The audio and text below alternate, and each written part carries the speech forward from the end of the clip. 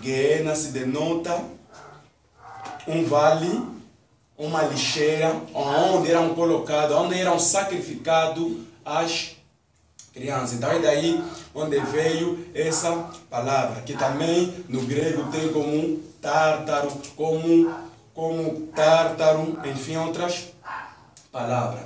E antes de tudo, para nós entrarmos nesse nosso tema acerca da descrição do inferno, se nós estudarmos a história e até nos dias de hoje, nós encontramos grupos que vêm tentar banir esta mensagem do inferno. Mas tem uma teologia, tem uma coisa que os cristãos devem aprender, é que nós chamamos como fazer uma apologia. Antes de nós entrarmos no tema, eu terei que fazer uma apologia, que quer dizer, que vem do grego, que significa dar uma defesa. Farei uma apologia dando uma defesa no verdadeiro ensino de Jesus quanto à questão do inferno. Porque nos dias atuais nós encontramos muitas distorções acerca desta mesma doutrina do inferno. Porque o homem que mais falou nas Escrituras acerca do inferno foi a pessoa de Cristo. 90% das parábolas de Cristo vêm para nos ilustrar, para nos mostrar a realidade que há no inferno. E eu farei uma pergunta nos irmãos, sem que os irmãos respondam. Qual foi a última vez que vocês ouviram uma mensagem que fala do inferno e que vocês saíram a tremer e a tremer? Qual foi a última vez que você pensaste na tua casa, se olhaste e se perguntaste se não há probabilidade de você um dia ires para o inferno? Qual foi a última vez que você sentaste e refletiste na tua vida mesma, julgando nas Escrituras? Porque nos dias de hoje as pessoas evidenciou a sua salvação nas suas teorias. Sou salvo por causa disso. Tudo isso não vale para Deus. A única evidência de que a pessoa seja salva é as Escrituras confirmar que ele é salvo. As Escrituras que nos revelam se de facto nós somos salvos. Não é aquilo que nós pensamos, não é o facto de saber explicar alguma coisa, não é o facto de saber explicar a doutrina do novo nascimento, a doutrina da justificação e, enfim, outras doutrinas.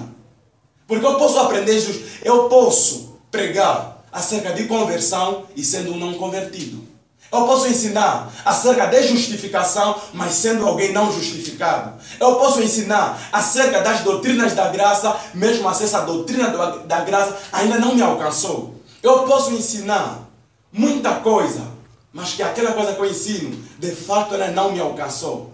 Então, muitos desses grupos que nós temos visto, eles vêm para trazer, para tentar banir a mensagem do inferno. Um dos grupos, só trouxe 3 grupos que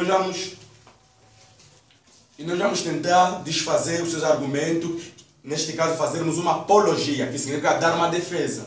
E a defesa, hoje, que eu farei, é apenas da realidade do inferno, da descrição do inferno, para ver como é que as Escrituras nos apresentam acerca do inferno. Um dos primeiros grupos que vem para tentar banir essa mensagem é que são chamados universalismo. Universalismo. O que esses universalismos sustentam? Os universalismos sustentam que todo mundo será salvo. Então, este é o sustento que o grupo universalista, o universalismo, ele sustenta. Mas, biblicamente, isto é contrário às Escrituras. Por que eu estou trazendo esse grupo? Porque esse grupo também pode denotar irmãos que podem estar aqui, pensar que todos podem ser salvos. Então, este grupo ele traz o sustento que ninguém vai para o inferno, mesmo ímpio como não ímpio, mesmo cristão como não cristão, todos vão para o céu. Mas nós vimos que biblicamente este grupo já está reprovado, porque Jesus ele disse: quem crê será salvo e quem não crê será condenado. Todas aquelas pessoas que não crerem na pessoa de Cristo, que não depositarem a sua fé, a sua dependência, os seus olhos na pessoa de Cristo, não têm como eles serem salvos. Então este grupo já está completamente banido. Se um dia você se encontrar com alguém e mostrar esta teoria de que todo mundo será salvo, aqueles são identificados como um universalismo ou universalista, que traz um sustento que todo mundo será salvo. Ímpio como um cristão, todos vão ser salvos, porque Deus lhes fez. Mas nós vimos que isso é contrário às Escrituras. Amém, irmãos? Amém. E outro grupo é inclusivismo. Inclusivismo. Esse também é outro grupo. Inclusivismo. Inclusivismo é que sustenta que todo que nunca ouviu o Evangelho será salvo. Este mais outro grupo. Esses grupos eles vêm para tentar banir a verdadeira mensagem do inferno. Este grupo eles vêm para tentar banir o ensino claro que as Escrituras nos revelam. Porque nas Escrituras, tudo que nós encontramos, todo o conteúdo que está na Escritura é digno de toda aceitação. Mas eles vêm trazer a ideia que quem nunca ouviu o Evangelho pode ser salvo se ele for ímpio. Mas nós vimos que isso é contrário às Escrituras. Por quê? Porque Paulo, no capítulo 1 de Romanos, do capítulo 1 e até no capítulo 3, Paulo começa a trazer a ideia de homens que nunca ouviram o Evangelho.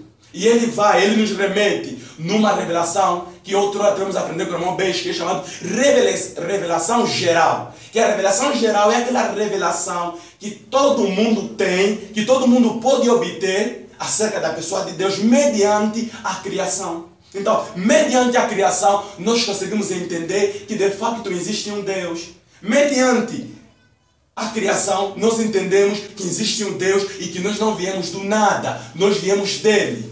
E não só, Paulo também traz o sustento de que uma das formas que esses que assim não conhecem o Evangelho, que nunca ouviram o Evangelho, eles não têm como se desculpar perante a Deus por causa da sua consciência. Em todos os indivíduos, Deus colocou uma coisa, a sua consciência testificará, testemunhará. Se de facto eles não forem cristãos, eles nunca ouviram o Evangelho, mas de facto a sua consciência servirá para o seu próprio julgamento. Porque é por meio da consciência que nós conseguimos notar o que é errado, o que é certo, o que não é bom, o que não é bom. Porque uma pessoa que nunca ouviu o Evangelho, ele sabe que de facto fazer isso é pecado, ele sabe que roubar, maltratar o outro não é bom. Então isso é uma consciência. Mediante a revelação de Deus manifestada na criação e mediante a revelação, ou seja, mediante a consciência que Deus deu nos seres humanos, eles não têm como escapar do inferno. Se alguém morrer ímpio, ele vai para o inferno. Por mais que ele nunca ouviu o Evangelho, essas serão as 10 formas de Deus punir aqueles que são mesmo ímpios, que nunca ouviram o Evangelho. A natureza vai apontar, vai testemunhar que de facto existe um Deus. A sua consciência também vai testemunhar que de facto existe um Deus. Então também esse grupo inclusivismo biblicamente está completamente refutado. Tem outro grupo, nós vamos terminar este grupo para nós entrarmos na nossa mensagem. Essa pregação é mesmo completa, será mesmo completa. Amém, irmãos? Amém. Falamos de dois, universalismo, exclusivismo, e outro grupo é aniquilacionismo. Aniquilacionismo. O grupo mais perigoso e mais fatal, que tem mais bagagem, que são persuasivo, este grupo. Aniquilacionismo. O que o aniquilacionismo sustenta? O aniquilacionismo sustenta que as pessoas que vão para o inferno serão destruídas, exterminados, serão aniquilados para sempre, deixam de existir. O aniquilacionismo sustenta que as pessoas que vão para o inferno serão destruídas, exterminados, serão aniquilados para sempre, deixam de existir. O que este grupo ele sustenta? Este grupo, eles creem no inferno. Mas eles creem que desde o momento que Deus condena um pecador e lança no inferno, depois dele cumprir o tempo determinado, ele é que? Exterminado, ele é aniquilado, ele deixa de existir.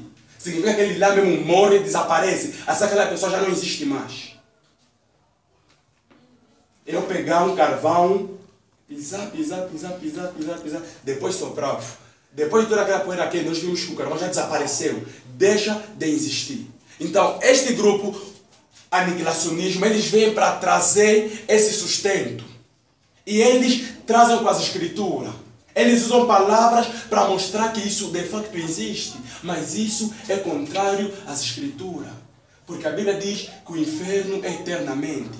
Os que vão para o inferno serão atormentados de dia e de noite, sem nenhum dia de descanso. Eles vão ficar lá para sempre. Eles não serão aniquilados, eles não vão deixar de existir. Eles vão existir, mas estão lá no inferno. Mas quais são as bases que eles usam? Mateus capítulo 10, versículo 28.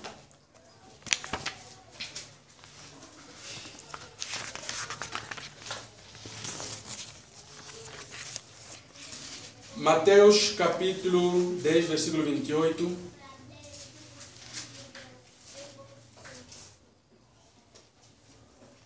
Diz essa palavra do Senhor. E não temeis os que matam o corpo, e não podem matar a alma. Temei antes aquele que pode fazer perecer no inferno a alma e o corpo. Atentam para a expressão perecer. Em outras traduções está escrito destruir.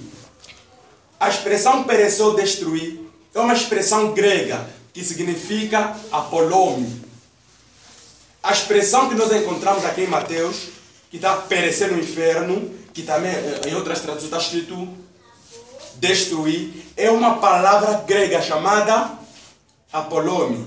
E apolome é uma palavra usada para destruir, mas esse não é o seu único significado. Quero que os irmãos prestem atenção. Alguns textos poderemos ler eu para não cansar os irmãos e nós entrarmos propriamente no nosso texto que nós abrimos. Nós vimos que a expressão que nós encontramos aqui, perecer no inferno, vem de uma palavra grega que significa apolome.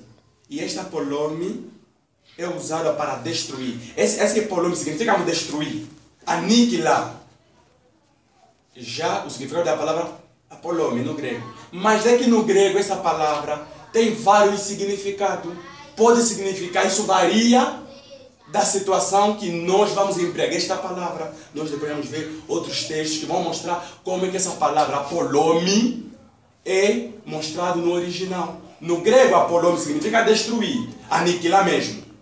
Então, estes aniquilacionistas, eles usam o grego para te mostrar que no inferno as pessoas serão aniquiladas. Eles vão deixar de existir. Depois dele cumprir tudo que ele fez, o delito que ele fez, depois Deus mata aquela pessoa deixa de existir, como se fosse, nunca existiu o fulano. Mas esse é algo que é contrário às Escrituras. Nós vimos que essa palavra apolome nós encontramos 80 vezes no Novo Testamento. Encontramos 80 vezes no Novo Testamento. Mateus 8, 23, 25 diz essa palavra do Senhor. E os seus discípulos aproximando-se, os despertaram dizendo: salva-nos, que pereceremos. Os seus discípulos aproximando, despertaram dizendo: salva-nos, que pereceremos. Nós encontramos aqui a palavra perecer, né, irmãos? Sim. Que pereceremos. Que esta palavra pereceremos também no original é apolome. Mas aqui os irmãos vão ver que mudou. Aqui já o apolome refere-se a um afogamento. Aí ora os discípulos, como eles tiveram para viajar, e já houve aquela toda tempestade, então eles começaram a clamar no Senhor Jesus para que quê? Para que os despertasse, Deus salva, senão pereceremos. Jesus estava dormindo, então vai despertar para que Jesus os salvasse. Então nós vamos ver que aqui apolome é utilizado para mostrar que eles estiveram sentindo medo de afogamento. Aqui o apolome é afogamento. Então nós vamos ver que já há uma diferença. Apolome pode significar aniquilar uma coisa, que aquela coisa deixa de existir. Agora aqui o apolome não é utilizado na medida que eles deixariam de existir, não. Mas é na ideia de afogamento. Porque eles falam assim, não pereceremos. Também se perecer é apolome. Então, esse também é um dos significados de apolome. E não só. Em Lucas no capítulo 5, versículo 37, diz assim: e ninguém deita vinho novo em odres velho. E de outra sorte, o vinho novo romperá os odres, e encontrará-se-á o vinho, e os odres se estragarão. Nós vimos que aqui o verbo estragar, o verbo perecer é uma coisa estragar. Mas nós vimos que aqui a polome é utilizada na questão de uma coisa estragar, não de uma coisa ser aniquilada e deixar de existir. Aqui o verbo é empregado na ideia que isso estragará. Então você vai ver que encontramos a polome, né? Que quer dizer destruir. Como deixar de existir, afogamento e estragar. Então isto vai variando, isso varia. Então, mas estes grupos aniquilacionistas, que são os mais fortes, que um Deus irmão ainda vão se encontrar com alguém que eles podem ser persuasivos, é que eles mesmos usam essas bases, eles usam o apolome só na tentativa de uma coisa ser aniquilada, deixar de existir, mas nós vimos que esse não é o seu único significado. Nós vimos que esse não é o único significado. Da mesma forma, também nós encontramos em João 17:12, diz assim: estando com eles no mundo, guardados em teu nome. Isso já é na oração sacerdotal, né, irmãos? Tenho guardado aquele que me deste, nenhum deles se perdeu, senão o filho da perdição, para que se cumprisse as escrituras. Então nós vamos ver que também aqui é usado a palavra polome, na ideia perdição. Senão, o único que se perdeu é o filho da perdição, que era o Judas. Mas aqui nós vimos que o Judas não deixou de existir. Pelo fato de Judas ser o filho da perdição, não significa que Judas desapareceu. Não significa que Judas deixou de existir.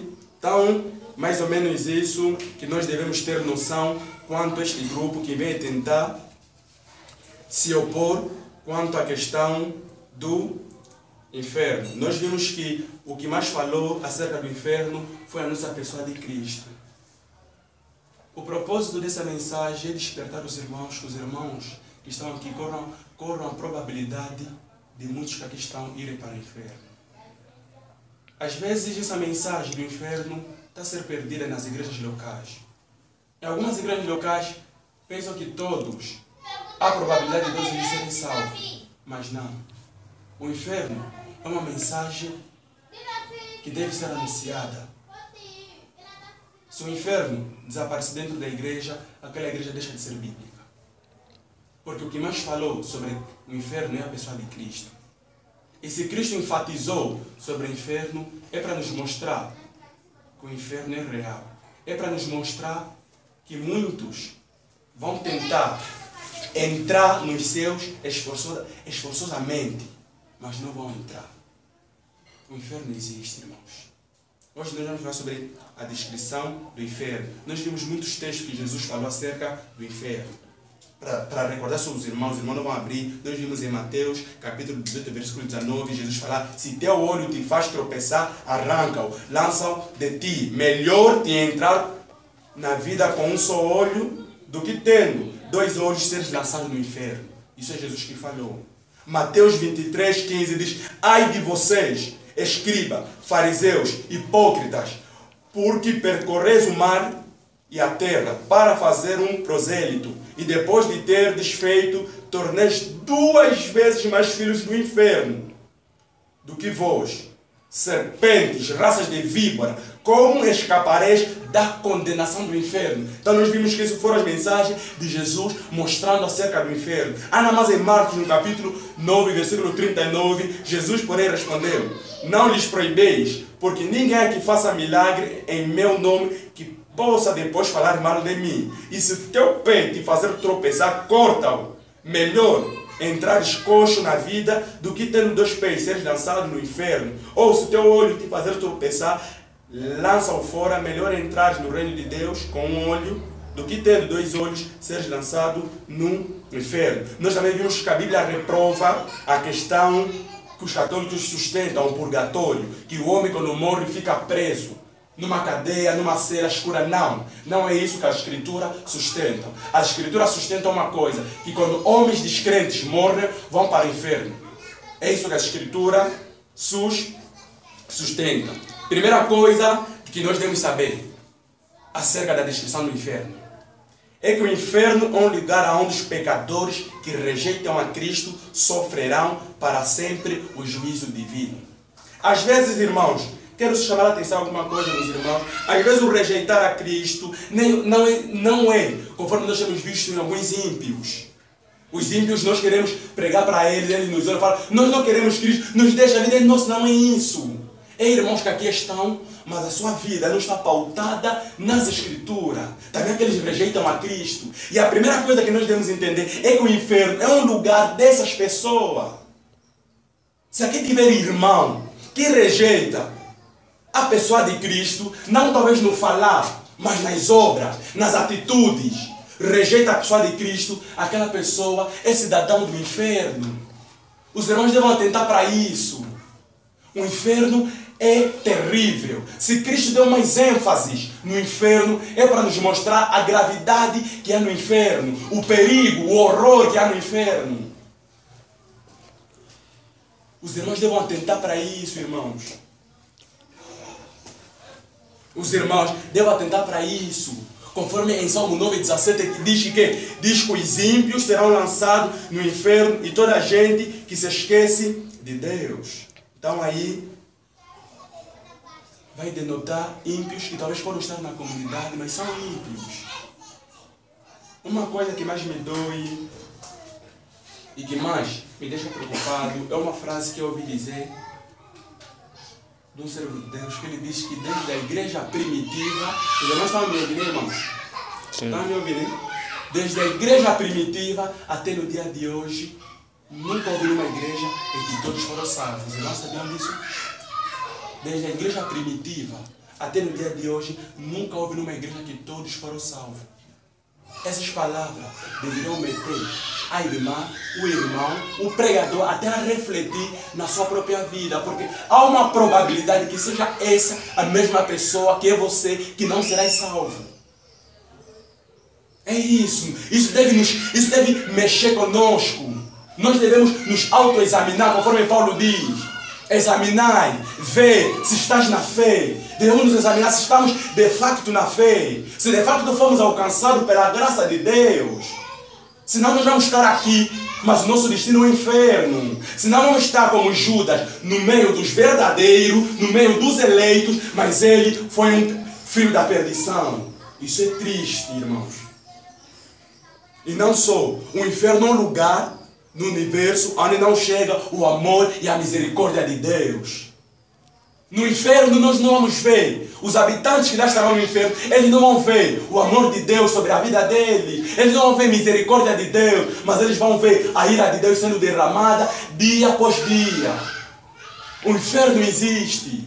A mensagem que jamais devemos esquecer é acerca do inferno. Conforme Spurgeon dizia, que a ética pode te manter fora da prisão, mas somente o sangue do Cordeiro pode te manter fora do inferno. O inferno é uma mensagem que deve completamente mexer conosco, amados irmãos. Porque às vezes vamos ser críticos demais e cidadãos do inferno. Vamos ser bíblicos demais e acabarmos no inferno. Porque muitos que se davam de bíblico, uns um dia vão para o inferno mesmo.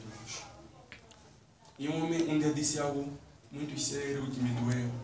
Disse para as irmãs da igreja dele: existem mulheres no inferno mais bonitas do que vocês, estão no inferno. Existem homens mais bonitos do que nós, estão no inferno. Então o inferno não é essa escapatória, não há beleza. Não há tentativa de que vocês és belo, não há tentativa de que és formoso, não há tentativa disso. Se viveres indignamente, serás lançado no inferno. E no inferno não há o amor de Deus, irmãos. E o inferno não é terrível, porque Jesus não vai estar lá. Não, não.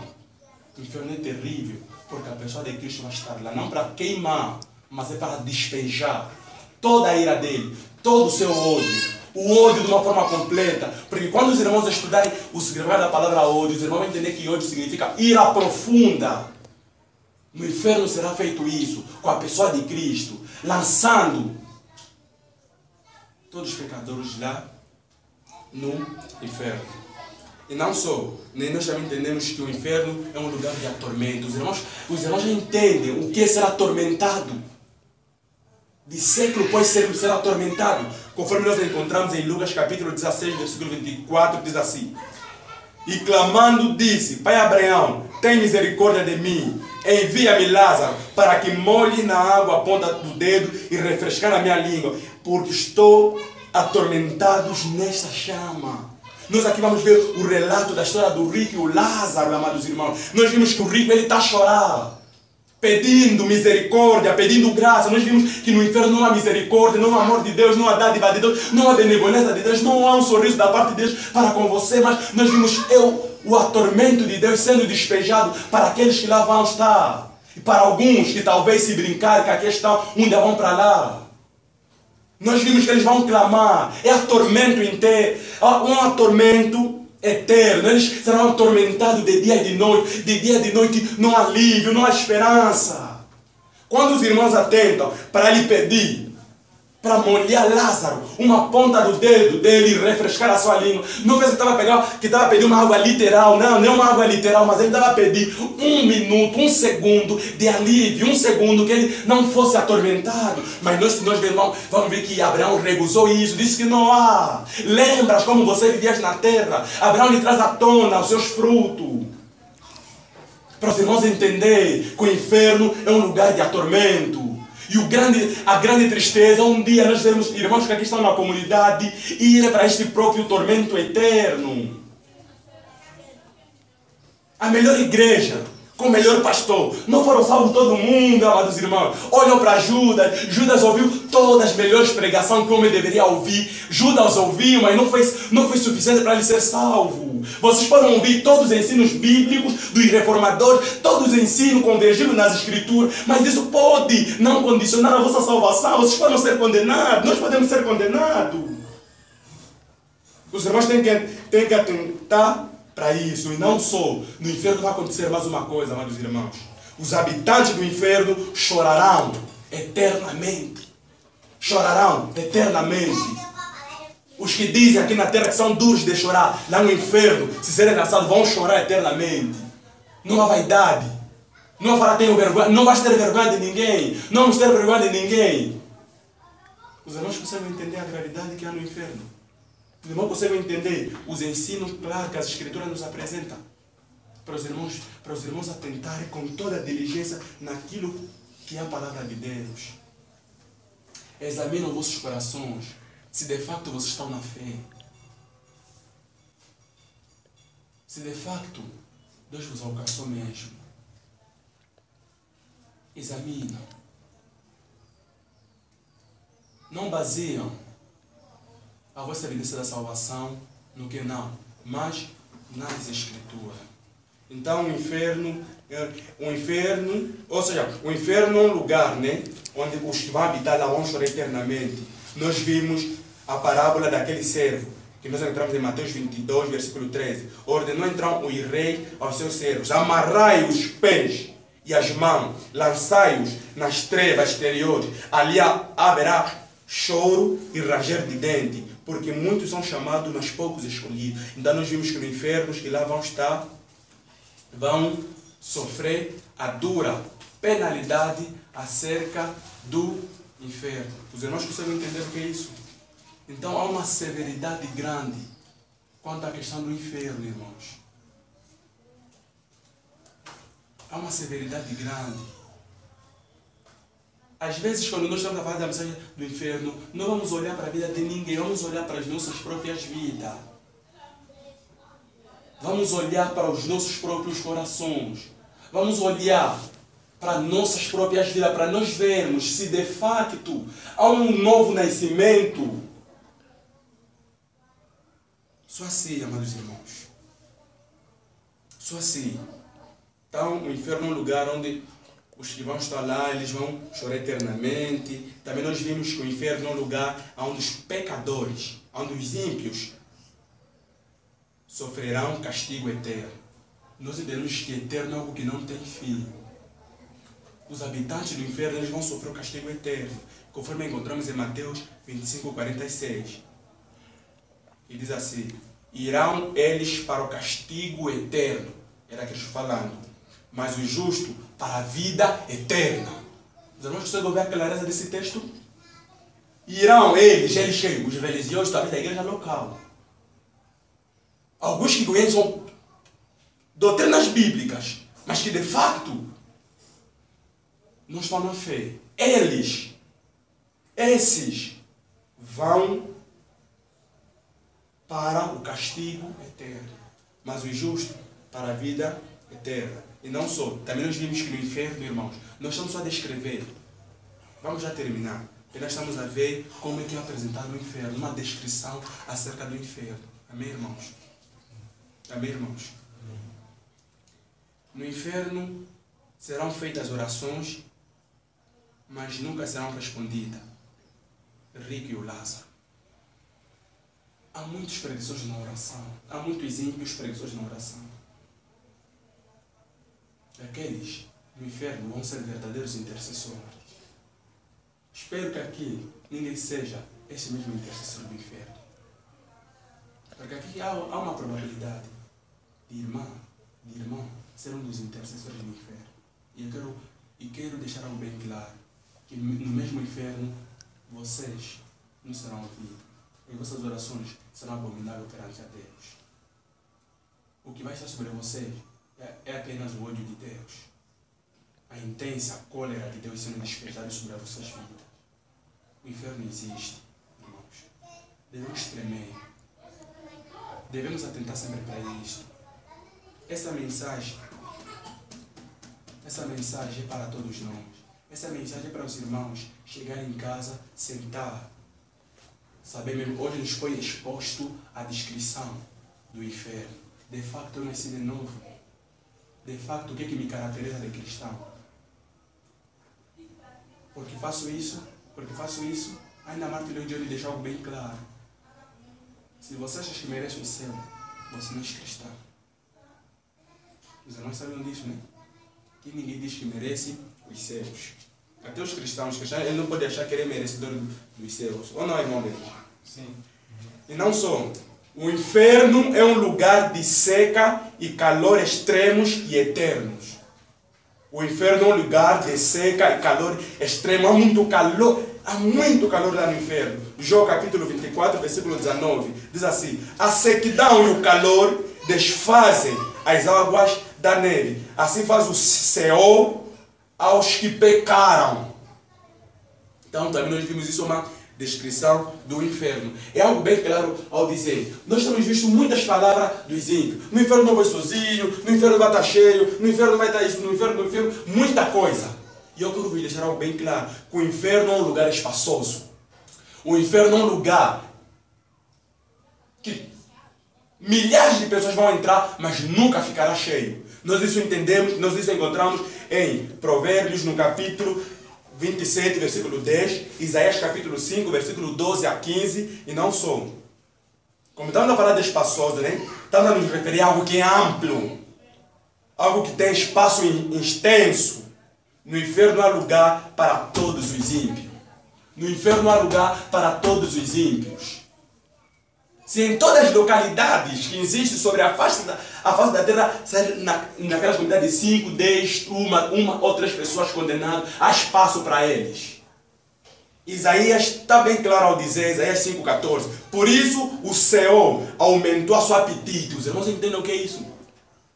Por isso o Senhor aumentou a seu apetite e abriu a sua boca desmesuradamente, para lá descem a glória deles, a sua multidão, a sua pomba, e os que entram lá se exultam. Então, se os irmãos entenderem em casa, lerem mesmo, vão entender que está a referir-se ao inferno. Por isso, o Senhor aumentou a seu apetite. Cada dia o inferno está sedento, quer mais pecadores, quer mais religioso, quer mais irmãs, quer mais irmãos. Os irmãos podem ser vítimas, eu posso servir, todos nós podemos ser vítimas desse apetite. Pode ser que quê? Pode ser que nós devemos satisfazer esse apetite do inferno. Isto é perigoso, amados irmãos. É muito perigoso. Isso é muito perigoso, amados irmãos. Isso é muito perigoso. Os irmãos satisfazer. Eu espero que nenhum irmão satisfaz esse apetite que há no inferno de pecadores. Os irmãos entenderam, né, irmãos? A clareza do texto. Está sedento. Quer pecadores, querem transgressores, querem religiosos, querem pessoas que cobrem suas transgressões nas senhas cumpridas, querem pessoas que cobrem os seus pecados nas doutrinas, querem pessoas que cobrem os seus pecados na igreja local, sou da igreja local, sou da igreja local, sou da igreja local, mas são ímpios. Querem essas pessoas. E se aquelas pessoas não se reverem às suas próprias vidas, vão para lá mesmo. É bem, irmãos? Os irmãos estão entendendo, irmãos? Vamos já terminar, irmãos. Outra coisa é que o inferno é um lugar sem luz, totalmente escuro. Os irmãos já viram um lugar onde você vai chorar eternamente, não serás ouvido, um lugar onde o castigo será eterno, um lugar onde há profunda tristeza, angústia, desamparo, um lugar que não há minuto, segundo de alívio, mas está a apresentar um lugar escuro, conforme nós encontramos em 2 de Pedro, capítulo 2, versículo 4, como diz, porque Deus não poupou aos anjos quando pecaram, mas lançou-os no inferno e entregou ao abismo da escuridão. Então nós vimos que o inferno, uma das características do inferno é a escuridão. No inferno é escuro, um lugar de profunda escuridão, que as únicas clarezas que lá há é do fogo. Se os irmãos querem um dia, talvez, ver e observar, brincam com os vossos pecados. Spurgeon dizia algo muito sério. Não façam da eleição uma espécie de almofada, a qual vocês podem dormir nos vossos pecados. Porque se assim vocês fizerem, saibam que vocês estão perdidos. Saibam que vocês vão habitar nessa mesma escuridão. O inferno é um lugar de completa dor e completo ardor. Apocalipse 19:20. A besta foi presa com um falso profeta, que fizeram diante deles os sinais com que enganou, e os que receberam o sinal da besta, e os que adoravam a sua imagem. Estes foram lançados vivos. Aí já está banido o aniquilacionismo. Não. São vivos. Eles vão ser lançados vivos no lago de fogo que arde com enxofre. Aí está. Nós, no começo, abrimos Mateus. Vou concluir mesmo fazendo algumas aplicações do livro de Mateus, mesmo que nós vimos. Os irmãos vão prestar atenção na leitura, né, irmãos? Nem todo que me diz Senhor, Senhor entrará no reino dos céus, mas aquele que faz a vontade do meu Pai que está nos céus. Muitos naquele dia hão de dizer: Senhor, Senhor, porventura não temos nós profetizando em Teu nome não expelimos demônio, em Teu nome não fizemos muitos milagres? Então direi explicitamente para eles: nunca vos conheci, apartai-vos de mim, vós que pratiqueis a iniquidade. Primeira coisa, se os irmãos atentarem bem para o contexto imediato, quando estamos a nos referir ao contexto imediato, é aquele contexto que vem antes e depois. E o contexto amplo é aquele contexto que propriamente abrange todos os livros da Escritura. Eu estou a pegar aqui essa mensagem, então vou mais recorrer em outros livros, então aquilo que é chamado contexto amplo. Agora aqui estamos só nos referindo ao contexto imediato. Se os irmãos atentarem para o contexto imediato, aqui Jesus faz uma descrição dos falsos profetas. Essa é a interpretação de Cristo Jesus nesse texto, acerca dos falsos profetas. E ele, acerca dos falsos profetas, começa a fazer uma arapuca. Arapuca significa armadilha. Começa a dar que esses falsos profetas, eles de facto não são salvos. Eles de facto se dizem são salvos, mas não há fruto neles. Por isso ele começa a falar, pode uma vinheira, produzir figos, trazer todo isso para lhe mostrar que não é possível que de facto um salvo viva como um demônio. E depois ele começa a falar: pelos seus frutos os conhecereis. Mas agora, quando chegamos no versículo 31, as coisas ficam mais sérias. Nem todos que me dizem Senhor, Senhor. Então, se Jesus ele falou isso, é para dar tentativa que muitos o diriam, muitos poderiam fazer essa profissão: Senhor, Senhor, Senhor. Muitos poderiam fazer essa profissão. Talvez pode ser você. Talvez pode ser uma das irmãs que aqui está, um dos irmãos. Jesus sabia que muitos vão fazer essa profissão, Senhor, Senhor, Senhor, Senhor, Senhor, Senhor. Mas ele diz que isso não significa o suficiente para que vocês se alegram que de facto vocês são salvos. Ele continua dizendo, nem todos que me dizem Senhor, Senhor, porque ele sabia que todos vão falar, porque sabia que na localidade todos vão falar, porque sabia que na localidade todos vão falar mesmo. Depois ele diz, entrará no reino dos céus. Então nem todos, irmãos. Esse texto está claro. Vamos entender literalmente falando que nem todos. Ele está dando uma restrição que não são todos, irmãos. O que me dá medo nessa mensagem é que esta pessoa seja talvez ou você mesmo que aqui está a me ouvir. Pode ser essa, pode ser a pessoa você pode ser, está na comunidade, 2, 3 anos, muitos anos, mas depois um dia acabarás no inferno. Isso é triste, irmãos. Depois ele diz assim, não entrarão no reino de Deus, mas aquele que faz a vontade do meu Pai que está nos céus. Devemos fazer a vontade de Deus. Depois ele diz, muitos naquele dia hão de dizer, Senhor, Senhor. Porventura não temos profetizado, nós vamos alterar essas palavras, mas vamos enquadrar palavras que têm a ver com a nossa realidade. Naquele dia muitos dirão, Senhor, eu abandonei aquela denominação, Senhor, eu abandonei aquelas roupas, Senhor, eu abandonei isso, Senhor, Senhor, eu cantava, eu mostrava, eu pregava, eu fazia isso tudo, mas Jesus vai lhe dizer algo muito sério. Então lhes direi explicitamente, nunca vos conheci. Uma declaração tão dura. Ele não está a mostrar que aquilo que você fazia lhe convenceu um pouco, uma percentagem lhe agradou, não. Mas ele está a mostrar que nunca vos conheceu. Que nunca vai dizer para aquela pessoa, nunca vos conheci. Apartai-vos de mim. Amados irmãos, o inferno não é realidade. Nós poderíamos enumerar muitos versículos que retratam acerca das obras que levará pessoas no inferno. Mas é tarde demais. Nossos irmãos estão bem conscientes que os pecados que às vezes nós amamos, se de fato não abandonarmos, vamos ser condenados. Pensam nisso, para ver se de fato eles estão aqui. Vamos fazer, vamos orar. Senhor Deus Todo-Poderoso, Pai, mais uma vez, ouvimos a Tua palavra, Deus.